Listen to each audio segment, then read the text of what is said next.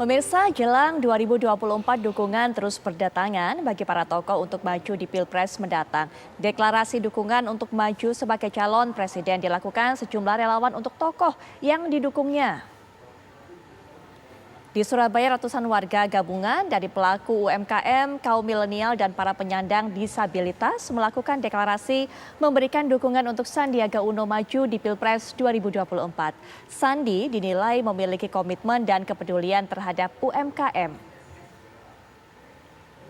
Berikutnya di Cianjur, Jawa Barat, ratusan perempuan menggelar deklarasi relawan Mak Ganjar untuk mendukung Ganjar Pranowo sebagai calon presiden 2024. Deklarasi ini dilakukan usai acara senam bersama di lapangan Malebekarang, Tengah Cianjur. Sementara itu di Jawa Tengah, Jaringan Nasional Purworejo memberikan dukungannya kepada Anies Baswedan. Relawan pendukung berasal dari berbagai unsur, yakni pensiunan, pengusaha, tokoh masyarakat, serta aktivis yang akan memastikan Purworejo sebagai lumbung suara. Sementara itu di Malang, Jawa Timur dilakukan deklarasi dukungan untuk Menteri BUMN Erick Thohir yang berasal dari komunitas driver ojek online Malang Raya. Erick Thohir dinilai mampu membawa perubahan di Kementerian BUMN menjadi lebih baik dan menguntungkan. Tadi Anda sudah lihat deklarasi yang dilakukan di berbagai daerah tentunya. Sudah ada nama-nama nih yang menjadi favorit masyarakat. Tapi langsung saja saya minta bagaimana pandangan, pendapat, komentar dari Bang Daniel Ansar terhadap apa yang disampaikan oleh Mas Hendri. Sebaiknya Pak Prabowo enggak lagi lah karena sudah diberikan kesempatan berkali-kali. Tiketnya buat calon yang lain saja, silakan. Ya, sejak awal Pak Prabowo sudah melalui banyak hal, Mbak Putri dan Bang Hendri. Artinya beliau paham betul apa epicentrum masalah negeri ini dan apa solusi terbaiknya. Pada saat ini Pak Prabowo sedang melaksanakan tugas sebagai Menteri Pertahanan dan itu secara parsial beliau berusaha menyelesaikan permasalahan di pertahanan Republik Indonesia dan tentu dalam ruang yang lebih luas Pak Prabowo tahu betul apa yang bisa dan harus dikerjakan ketika beliau menjadi presiden. Nah, berangkat dari hal tersebut karena panjangnya track record Pak Prabowo tersebut tentu kader-kader Gerindra punya keinginan yang sangat menggebu-gebu untuk ingin memastikan Pak Prabowo menjadi presiden dan itu adalah mimpi semua kader Gerindra sampai dengan hari ini.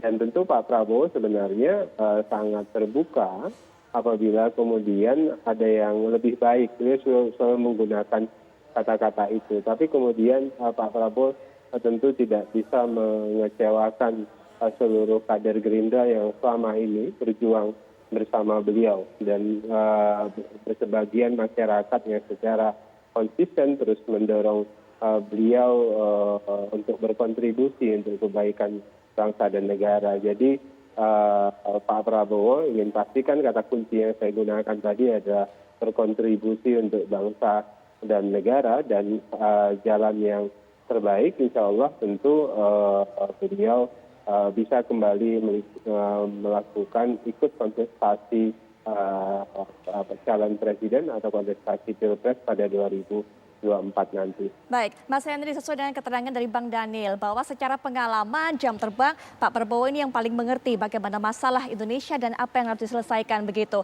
Tapi dari pandangan dari Mas Henry sendiri, apakah ada tokoh lain dari Gerindra yang memang cukup kuat untuk bisa menandingi popularitas dari Pak Prabowo sehingga kemudian ada calon lain yang bisa digadang-gadang, Mas Henry?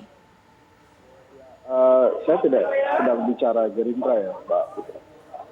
Tentunya orang banyak tahu bahwa di Gerindra ada Mas Uno. Tapi menurut saya adalah Pak Prabowo ini sudah menggunakan biaya besar dari Indonesia untuk mendukung pencalonan beliau dan berkali-kali gagal. Jadi artinya sudah saatnya Pak Prabowo menggunakan jiwa kebangsaannya yang lain, bukan memaksakan diri maju karena merasa paling tahu misalnya atau merasa paling mampu dan pantas, tapi justru memberikan tiket itu kepada orang lain dari sejak dini. Sehingga apa? Indonesia punya pilihan yang baru. Punya pilihan yang baru, punya opsi-opsi baru, punya kesempatan baru untuk mengenal pemimpin yang lain. Kan berbuat kepada negeri ini banyak caranya. tidak harus dulu mencalonkan diri jadi presiden atau kita jadi menteri kan, tapi juga bisa mendorong orang lain dari saat ini untuk bisa menggunakan tiket dari Gerindra untuk maju sebagai capresan, Mbak Putri. Tapi yang jelas adalah saya mendorong sejak awal ya koalisi-koalisi partai politik untuk segera mengumumkan calon presiden ya, sehingga kami rakyat Indonesia tidak lagi terburu-buru dalam memilih calon presiden kami. Bila koalisi partai politik sudah sejak awal misalnya mengumumkan siapa aja calon presidennya, mau Mas Anies, mau Mas Ganjar, atau Mas Sandi, Mas Erick, Pak Prabowo, Mbak Puan, ya silakan aja. Tapi dari awal itu diumumkan sehingga kami punya waktu lebih panjang, 1,5 tahunan misalnya, untuk memilah-milah siapa kira-kira presiden yang terbaik. Kalau semuanya kemudian ditentukan di ujung-ujung seperti 2019, nggak ada bagus-bagusnya gitu.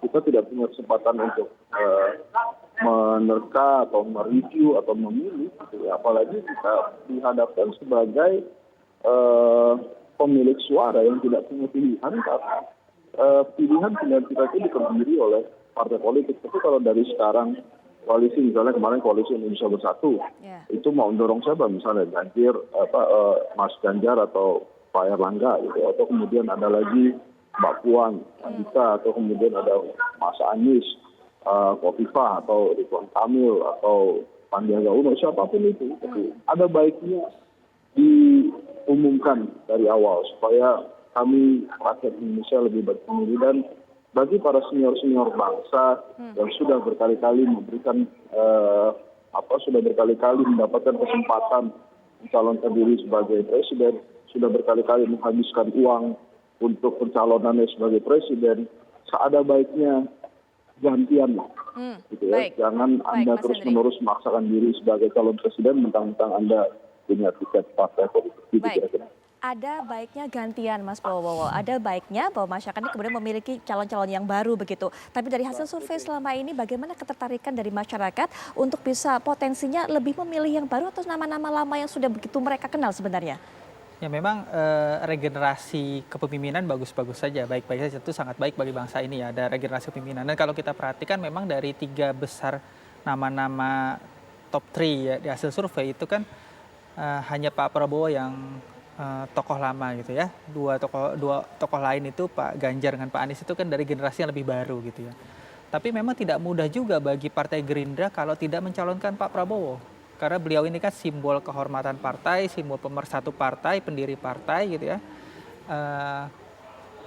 Dan jangan lupa pemilu 2024 nanti kan seperti 2019 lalu dilakukan bersamaan antara pemilu presiden dengan pemilu legislatif.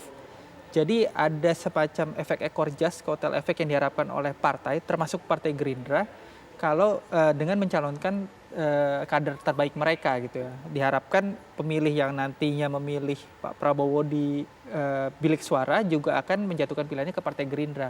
Itu satu ya. Kedua, kalau menurut hasil temuan-temuan survei yang kami lakukan misalnya di Indikator, tokoh lain dari internal Gerindra yang muncul di survei itu kan ada Pak Sandiaga Uno. Tapi juga beliau ini kan suaranya juga masih jauh gitu ya dari elektabilitas misalnya masih sekitar 4% gitu elektabilitas Pak Sandiaga Uno gitu ya. Artinya belum sampai 2 digit gitu ya. 10% pun belum gitu.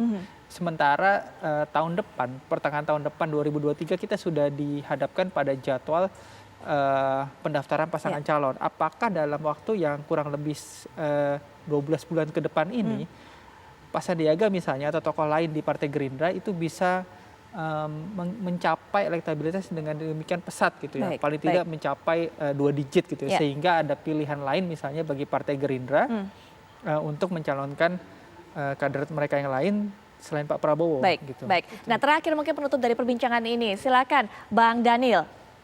Iya, Mbak Putri, saya harus koreksi beberapa hal dari pandangan Bung Hendri. Pertama, tentu mereka-mereka yang memilih Partai Gerindra itu sejak awal menginginkan Pak Prabowo yang maju sebagai presiden. Jadi salah satu alasan sebagian atau seluruh pemilih Gerindra memilih Partai Gerindra itu adalah menginginkan Pak Prabowo menjadi presiden pertama. Kemudian kedua, kalau terkait dengan tadi disebutkan uang dana yang dikeluarkan bagi Partai Gerindra, bagi Pak Prabowo itu tidak sebanding dibandingkan dengan kepentingan rakyat banyak dan pembangunan bangsa dan negara kita. Baik. Dan yang ketiga yang perlu dicatat adalah Pak Prabowo ingin terus hadir memberikan hal yang terbaik, perbaikan yang lebih baik buat bangsa dan negara kita, dan itu adalah semangat beliau sejak awal. Dan yang terakhir Mbak Putri, saya ingin mengatakan bahwasannya idealnya setiap tokoh yang ingin menjadi presiden itu membangun kepercayaan publik juga dengan salah satu membangun partai politik.